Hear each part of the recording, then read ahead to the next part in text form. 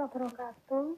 Perkenalkan, nama saya Rosalinda Septian Dewi dari Prodi S1 Manajemen Universitas Dinamika dengan NIM 18430.1025. Di sini saya akan menjelaskan mata pelajaran perilaku konsumen tentang chapter 12 yang membahas sikap dan sikap yang mempengaruhi. Sikap dan sikap yang mempengaruhi. Sikap adalah organisasi abadi dari proses motivasi emosional, persepsi, dan kognitif sehubungan dengan beberapa aspek lingkungan. Di sini adalah kecenderungan yang dipelajari untuk merespon dengan cara konsisten, menguntungkan atau tidak menguntungkan sehubungan dengan objek tertentu. Jadi, sikap adalah cara seorang berpikir, merasakan, dan juga bertindak terhadap beberapa aspek yang ada di lingkungannya.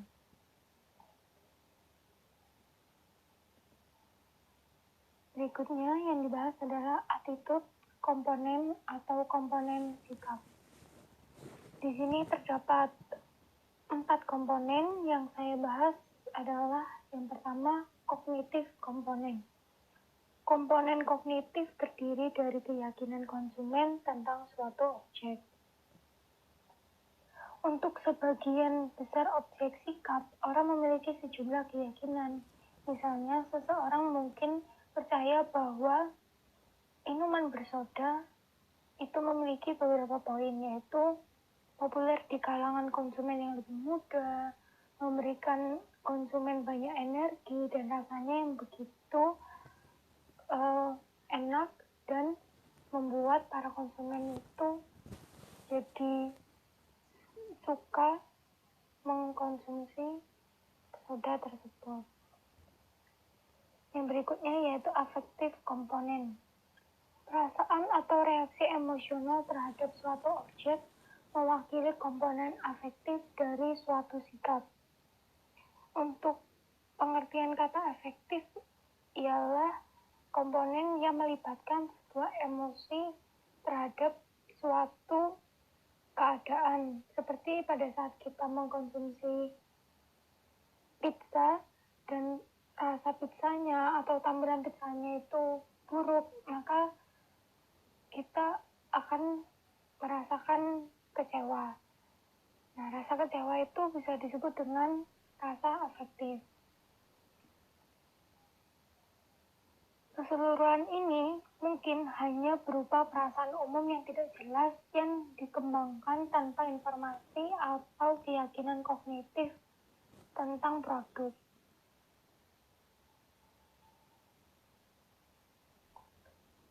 Poin ketiga yaitu behavioral komponen. Komponen perilaku dari suatu sikap adalah kecenderungan seseorang untuk merespon secara tertentu sikap terhadap suatu objek atau aktivitas. Serangkaian keputusan untuk membeli atau tidak membeli. Juga diberlakukannya komponen perilaku memberikan kecenderungan respon atau niat perilaku. Apakah perilaku konsumen tersebut ingin membeli produk itu atau tidak. Yang berikutnya yaitu komponen konsistensi. Ketika komponen sikap cenderung konsisten, artinya perubahan pada suatu komponen sikap cenderung menghasilkan suatu perubahan.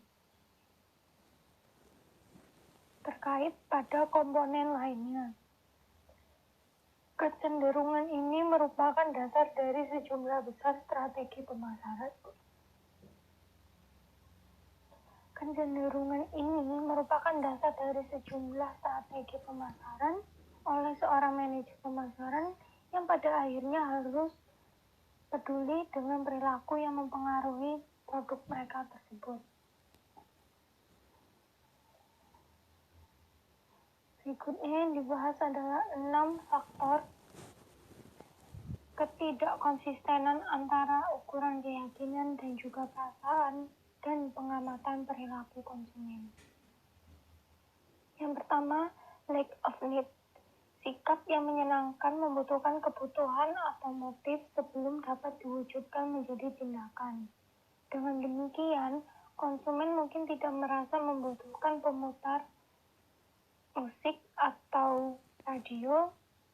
Mungkin mereka sudah memiliki beberapa teknologi lain yang digunakan yang fungsinya juga sama untuk mendengarkan musik.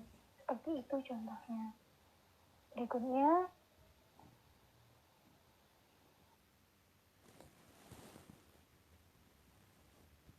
type of ability. Menerjemahkan keyakinan dan perasaan yang menyenangkan menjadi kepemilikan membutuhkan kemampuan.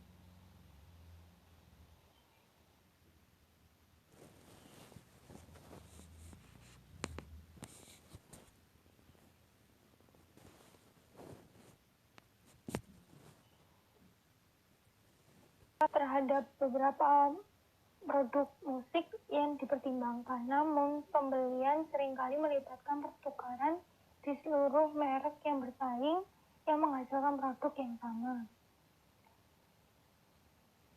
Attitude ambivalence. Sementara konsumen sering berusaha untuk mempertahankan keyakinan, perasaan, dan juga niat yang konsisten terhadap objek sikap tertentu. Hal ini tidak selalu terjadi. Terkadang, seseorang konsumen memiliki sikap ambivalen yang melibatkan memegang keyakinan dan atau perasaan campuran tentang suatu objek sikap.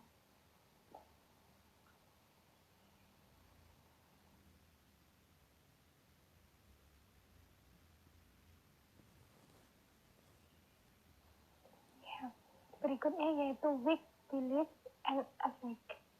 Jika komponen kognitif dan afektif dipegang dengan lemah, dan jika konsumen memperoleh informasi tambahan saat berbelanja, maka sikap awal dapat memberi jalan kepada yang baru.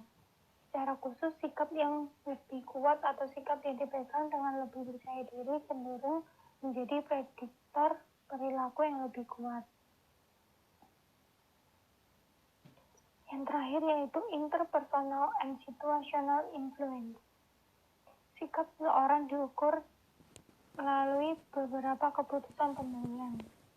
Banyak keputusan pembelian melibatkan orang lain secara langsung atau tidak langsung. Berikutnya yaitu attitude change strategies. Pemasar sering mencoba mempengaruhi konsumen dengan mengubah satu atau lebih komponen sikap yang mendasarinya. Yang kita bahas pertama yaitu change the cognitive component, yaitu pendekatan umum dan afektif untuk mengubah sikap adalah dengan berfokus pada komponen kognitif. Terdapat 4 poin yang berada di change the cognitive component. Yang pertama, change belief. Strategi ini melibatkan pergeseran keyakinan tentang kinerja merek pada satu atau lebih produk. Yang kedua yaitu shift importance. Sebagian besar konsumen menganggap beberapa atribut produk lebih penting daripada yang lain. Pemasar seringkali mencoba meyakinkan konsumen bahwa atribut yang menjadi dasar kuat merek mereka adalah yang paling penting. Yang berikutnya yaitu ability. Pendekatan lain untuk mengubah komponen kognitif dari suatu sikap adalah dengan menambahkannya keyakinan baru ke dalam struktur keyakinan pada perilaku konsumen. Yang terakhir yaitu change ideal. Strategi terakhir untuk mengubah komponen kognitif adalah mengubah persepsi merek atau situasi ideal. Karenanya, banyak organisasi konservasi berusaha keras untuk mempengaruhi keyakinan kepada pemasar dengan memberikan produk ideal minimal manufaktur non-pulasi. Penggunaan bahan daur ulang sering terjadi secara ekstensif dan diposisikan non-pulasi setelah masa manfaatnya. Yang berikutnya yaitu change the affective component. Perusahaan semakin berupaya mempengaruhi kesukaan konsumen terhadap merek mereka tanpa secara langsung mempengaruhi kepercayaan atau juga perilakunya. Di sini terdapat 3 komponen yaitu Classical conditioning. Salah satu cara untuk mempengaruhi secara langsung komponen afektif adalah melalui pengkondisian klasik. Dalam pendekatan ini, stimulus yang disukai oleh perilaku konsumen akan dipentingkan secara khusus oleh bagian pemasar. Berikutnya yaitu affect toward the end of website, yaitu kemampuan pemasar untuk mengiklankan atau mempromosikan produknya ke beberapa media atau website agar pangsa pasar yang dicakupnya menjadi jauh lebih luas. Yang berikutnya mere exposure, artinya hanya menampilkan merek kepada individu dalam banyak kesempatan dapat membuat sikap individu terhadap merek tersebut menjadi jauh lebih positif. Yang berikutnya yaitu change the behavioral component.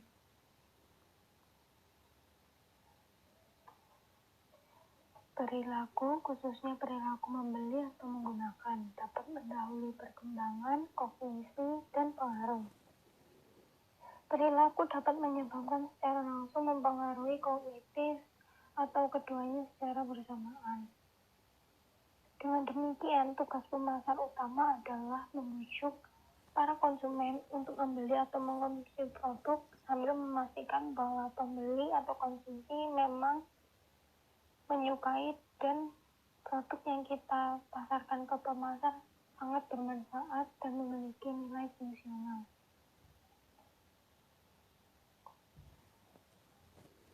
Perilaku pada change the behavior component memiliki beberapa komponen, yang pertama kognitif dan juga afektif. Karakteristik individu dan situasi yang mempengaruhi perubahan sikap. Yang pertama, sikap yang terburuk di bawah rute pusat cenderung lebih kuat, lebih tahan terhadap upaya kontrapersuasi, lebih mudah diakses dari ingatan, dan lebih prediktif perilaku. Yang kedua yaitu konsumen tidak pasif terhadap upaya persuasi. Sebaliknya, konsumen seringkali skeptis atau karakteristik individu dan menolak persuasi. Yang akan dibahas berikutnya yaitu communication characteristic that influence attitude formation and change.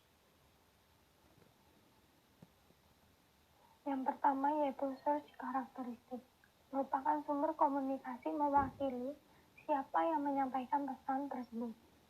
Sumber pesan penting karena konsumen menanggapi pesan yang sama yang disampaikan oleh sumber yang berbeda secara yang berbeda-beda. Yang pertama yaitu search credibility. Persuasi lebih mudah ketika sasaran memandang sumber pesan sebagai sumber yang sangat kredibel.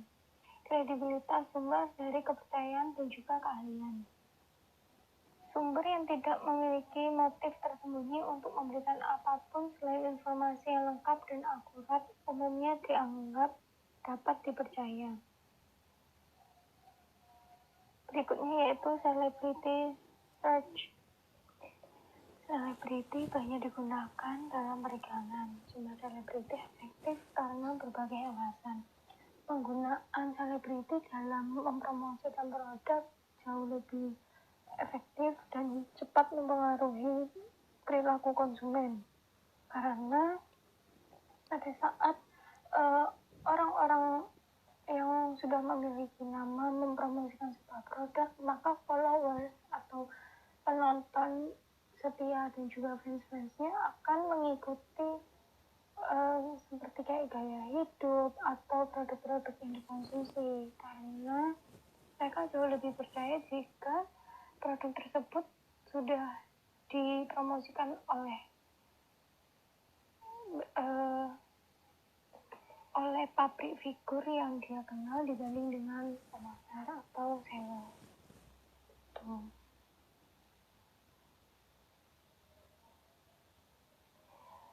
Terdapat beberapa alasan. Yang pertama, attention. Yang kedua, attitude towards. Yang ketiga, trust.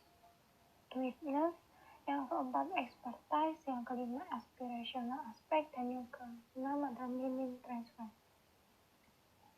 Berikutnya yaitu sponsorship. Sponsorship merupakan perusahaan yang memberikan dukungan secara finansial atau dana untuk sebuah acara atau event-event. Biasanya dilakukannya sponsorship karena pihak sponsor juga akan memberikan timbal balik seperti pendanaan, dan juga pihak-pihak yang mengadakan acara tersebut harus mampu menjual atau mempromosikan kembali produk dari perusahaan yang telah melakukan sponsorship. Yang pertama, ada beberapa alasan pada apparel karakteristik seperti yang Anda harapkan atau konsumen harapkan, yaitu sifat seruan atau bagaimana pesan dikomunikasikan mempengaruhi pembentukan dan perubahan sikap. Yang pertama ada fear apparel, yang kedua humorous apparel, yang ketiga ada comparative edge, dan yang keempat ada emotional apparel dan value expressive versus utilitarian apparel. Berikutnya yaitu message transfer karakteristik. Yang pertama yaitu one side versus two side message. Dalam iklan dan presentasi penjualan, pemasar umumnya hanya menampilkan keunggulan produk mereka tanpa menyebutkan karakteristik negatif yang mungkin dimiliki oleh produk-produk yang ia promosikan. Yang berikutnya yaitu positive versus negative framing. Pembingkaian pesan mengacu pada penyajian salah satu dari dua hasil nilai yang setara baik dalam istilah positif atau keuntungan, atau disebut dengan pembingkaian positif, atau dalam istilah negatif atau kerugian yaitu pembingkaian negatif. Berikutnya yaitu market segmentation and product development strategies based on attitudes. Yang pertama adalah market segmentation. Mengidentifikasi segmen pasar adalah aspek utama dari pemasaran. Program pemasaran yang dirancang dengan tepat harus dibangun di sekitar kebutuhan unik setiap segmen pasar.